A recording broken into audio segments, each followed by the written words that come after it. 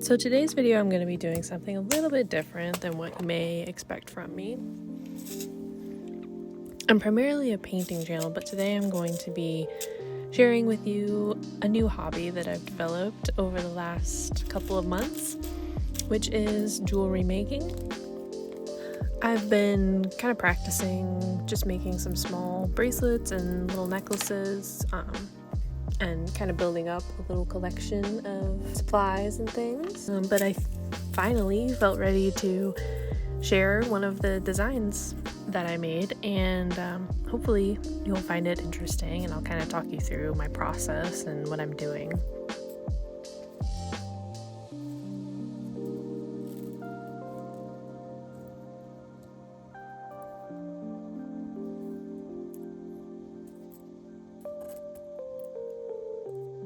So first up, this little tool here is a looper tool. It's very handy for creating little loops at the ends of your wire, as you can see. It's a lot better than trying to do it by hand, wrapping a wire around your pliers. It doesn't work totally perfectly, and I do have to close the loop fully so that it doesn't slip off of if I add it to another wire, but it gets the job done. So this little piece that I'm making here, I'm thinking will be the centerpiece of the necklace that I'm wanting to make. And I'm going for a gold and pink design.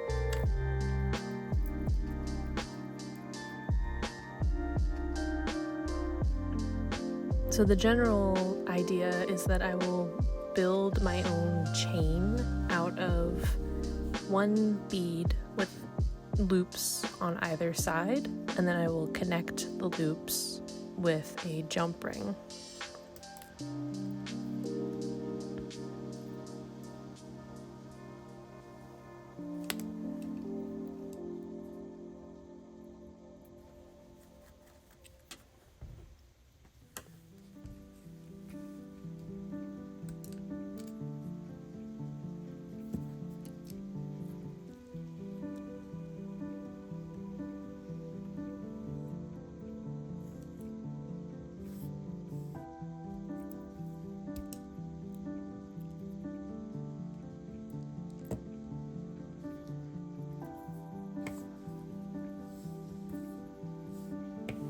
So while I'm working, I'm kind of laying out how I want the design to be, because I think that's just easier than making it, like coming up with the design beforehand. I can kind of play around with things and see what I like a little bit easier. And it's always nice to plan ahead what I'm going to do instead of making one big piece of the finished product and then trying to come up with other things to add on to it. So here's where I'm adding the pieces onto the jump ring, and I'll just squeeze those two sides closed so it's secure.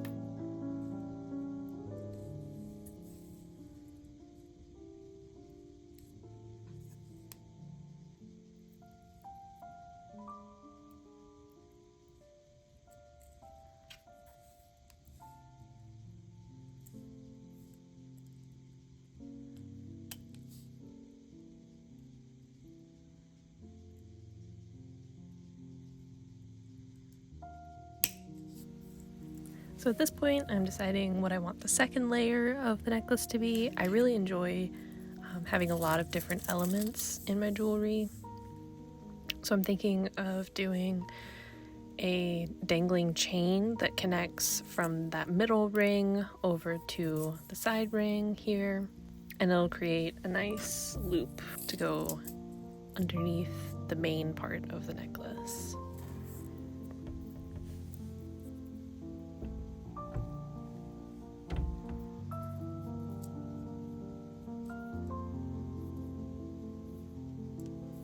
I do follow a couple of simple rules while I'm trying to create jewelry. For the most part, I want to keep like colors together. Even if I'm using complementary or contrasting colors, I'll still keep them in the same general group on the necklace and kind of create a gradient going from one color to the next. So for this one, I feel like gold and pink are very harmonious together. So I picked those. I wanted something that was warm, so gold is the warm metal.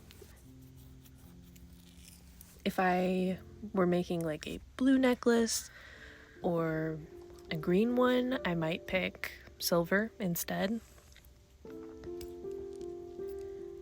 And then as far as sizing and things goes, I generally want to keep the larger elements surrounded by smaller elements. So you'll see in my chain up at the top, I've got the large beads surrounded by two smaller beads on either side. And I feel like that helps create a more harmonious look than if I just had all of the large beads.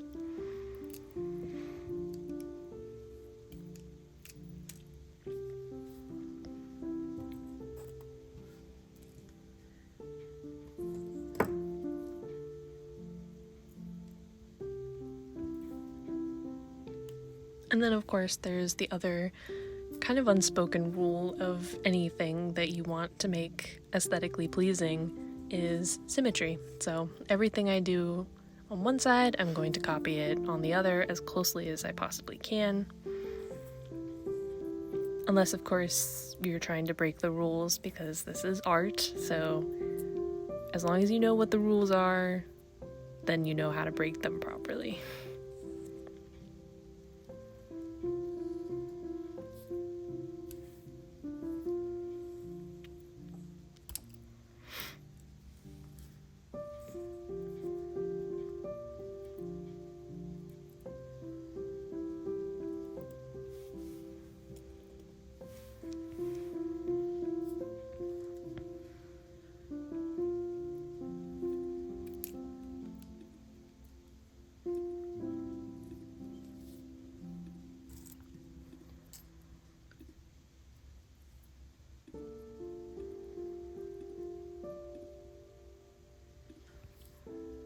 So I've added in a second row of chains. I'm keeping it a little bit simpler, just so that the eye is not drawn to this secondary bit underneath the main chain link.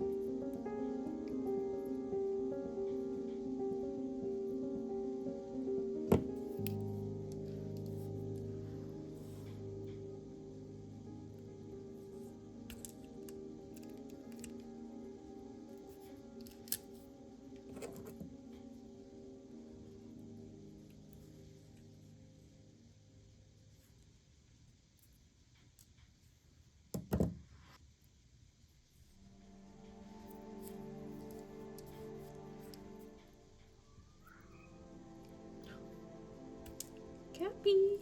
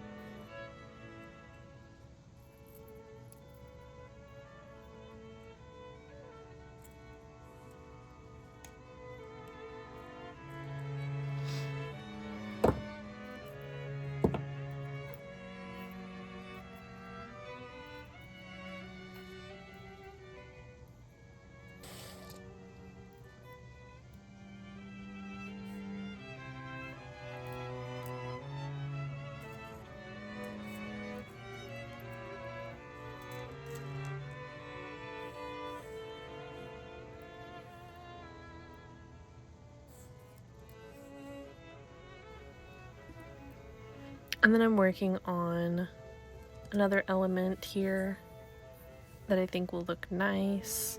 I like having some details that drop down that aren't, they just add a little bit of visual interest. And I feel like you can never add too many elements to it. So I'm using, instead of an eye pin, which has the little loop at the end, I'm using a head pin, which has just a flat little piece of metal at the end to hold the beads in place.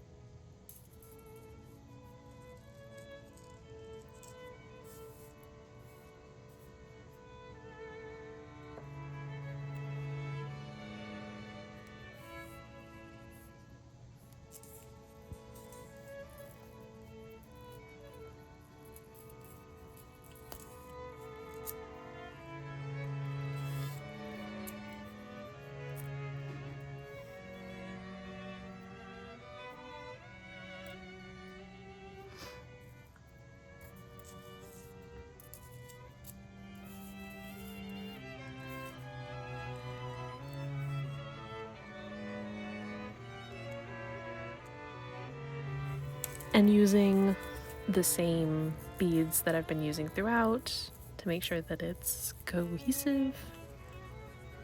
And then the final piece that I'm working on is the actual chain that will have the clasp in the back.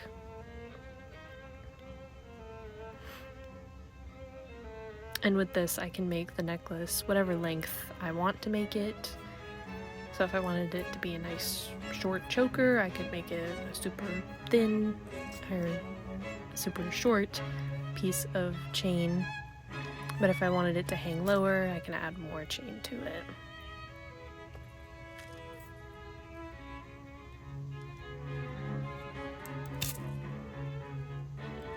So when I'm assembling the final necklace, I'm going to start from one side and then work my way over to the other.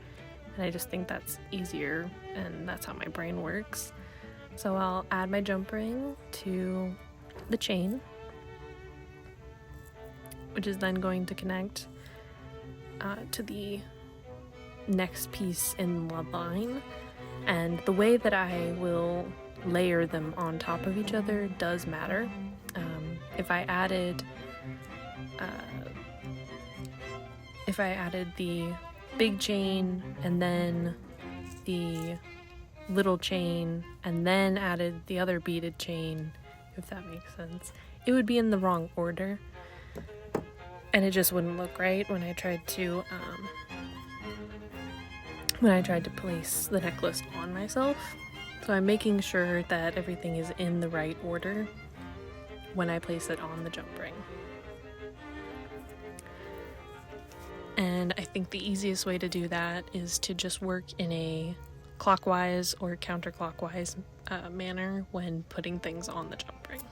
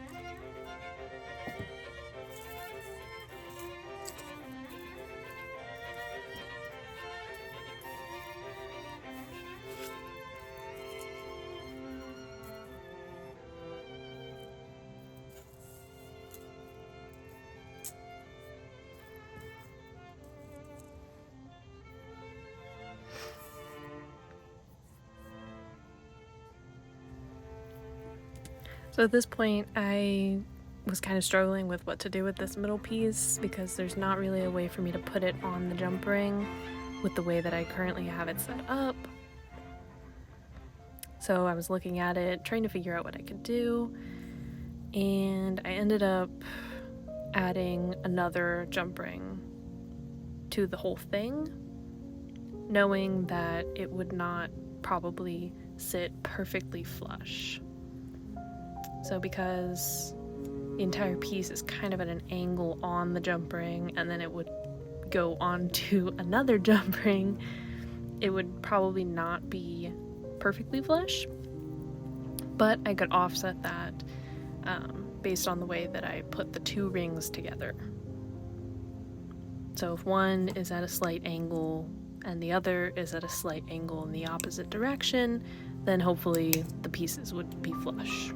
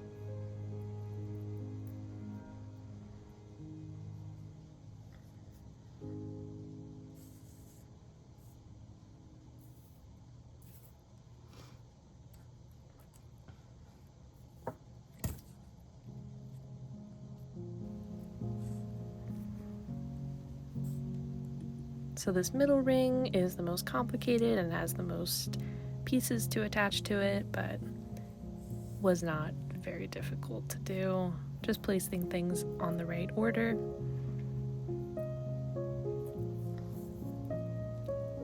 And then actually closing the ring was a little bit tricky because it didn't want to close the way it should. The way that jump rings work is that instead of trying to open the ring from one side to another, you kind of want to twist it open. And in this case, I had to kind of force the ring to overlap with itself a little bit, and then I could clamp it closed, and it snapped right into place that way.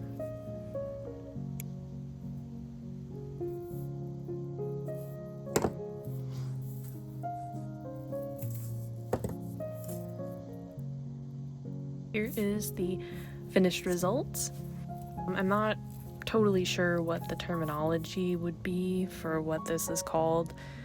I've heard maybe a regency style piece, but I'm not really concerned with what aesthetic it falls under. I just think it looks cool. So yeah, I hope you really enjoyed seeing my process and seeing how a piece of jewelry like this can be made.